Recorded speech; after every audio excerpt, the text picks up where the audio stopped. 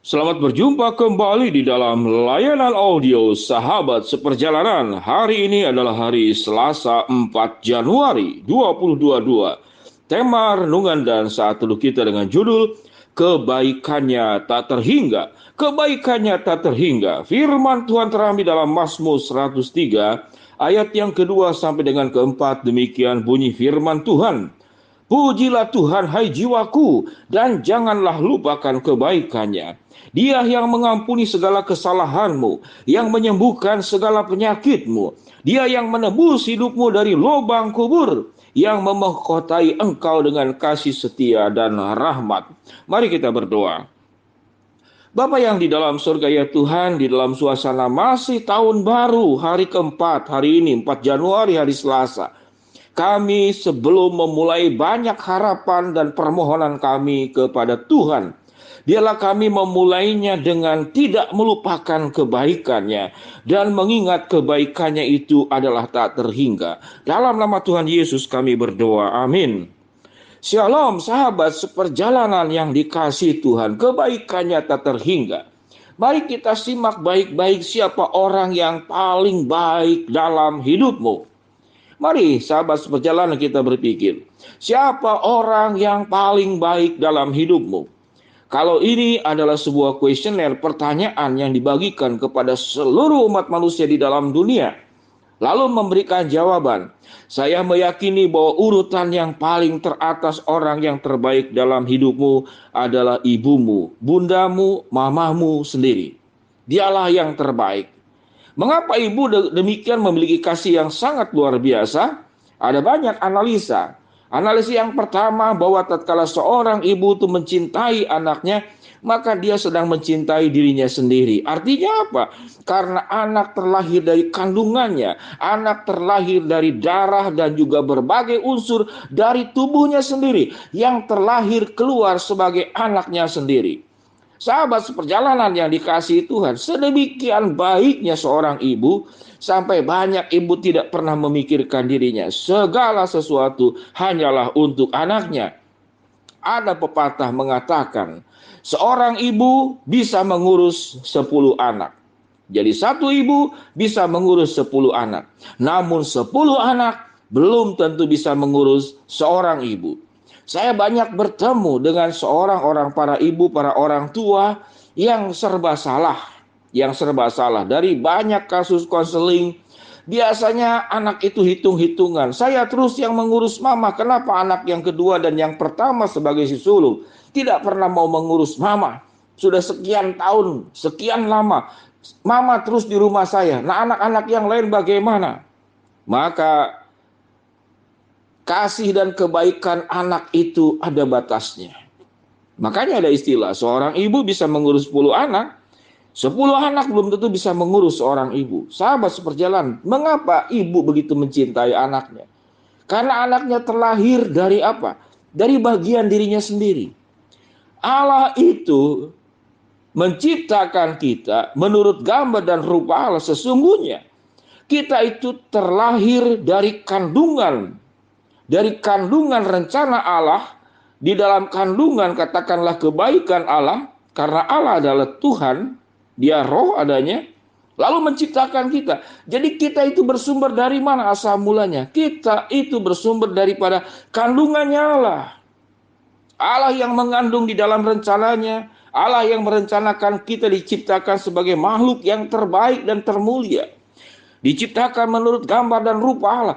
Sehingga sewaktu Allah itu mengasihi kita, mencintai kita, maka dia sedang mengasihi dan menciptakan, mengasihi anaknya sendiri.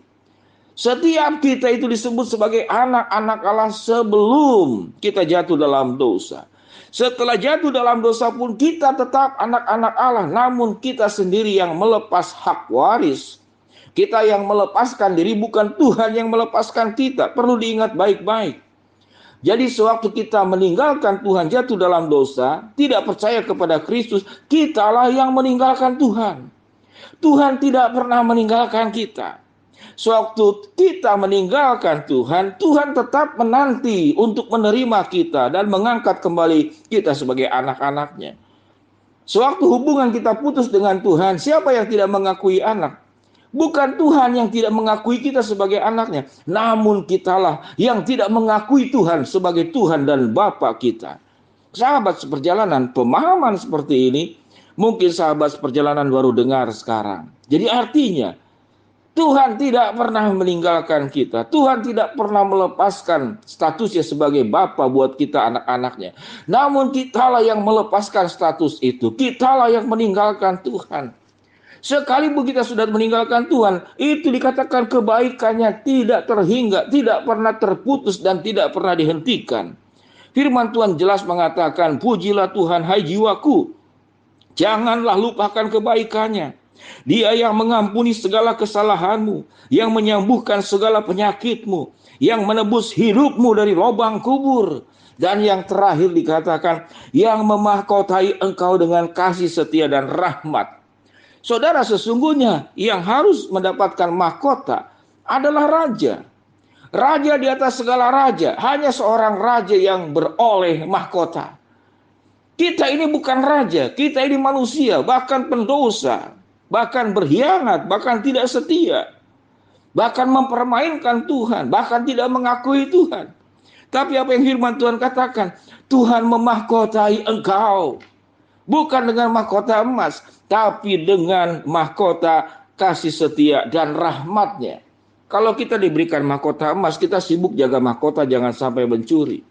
Tetapi kalau engkau dimahkotai oleh Tuhan dengan kasih setia dan rahmatnya, maka kasih setia dan rahmat Tuhanlah yang menjaga engkau, yang melindungi engkau, yang memberkati engkau, yang menolong engkau, yang menyertai engkau. Sahabat seperjalanan, mari kita mulai di awal-awal tahun ini dengan mengingat segala kebaikannya. Oleh sebab itu dalam Pemazmur 103 ayat 2-4 dikatakan apa?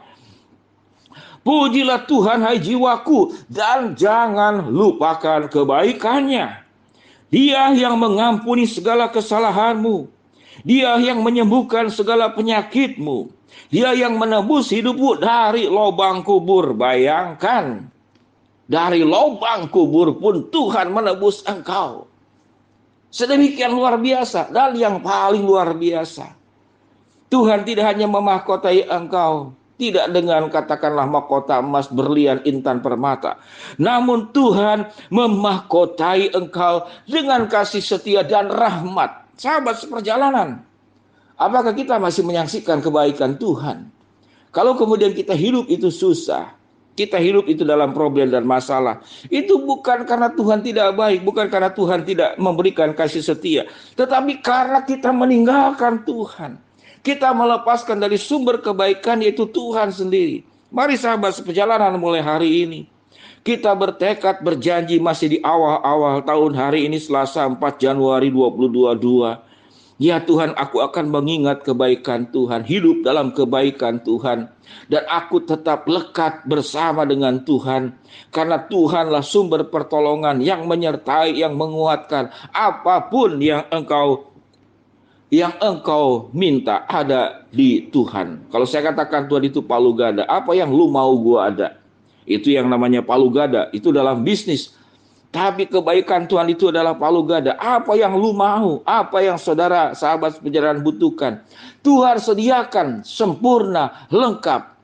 Mari sahabat seperjalanan, kita akan memulai hidup dengan mengingat jangan lupakan kebaikannya, karena kebaikannya itu tak terhingga.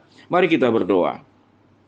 Bapa yang di dalam sorga ya Tuhan, kami memulai awal-awal tahun ini dengan mengingat kebaikan Tuhan yang tak terhingga. Biarlah hidup kami tetap melekat dengan Tuhan dan tidak terpisah dari Tuhan. Hamba-Mu berdoa buat yang sakit Tuhan jamah sembuhkan. Yang sedang menghadapi masalah Tuhan bukakan jalan. Yang sedang memohon sesuatu kepada Tuhan, Tuhan akan kabulkan sesuai dengan waktu, rencana, dan kehendak-Mu. Dalam nama Tuhan Yesus kami berdoa. Amin. Shalom sahabat perjalanan yang dikasihi Tuhan. Selamat beraktivitas, Tuhan memberkati kita semua. Amin.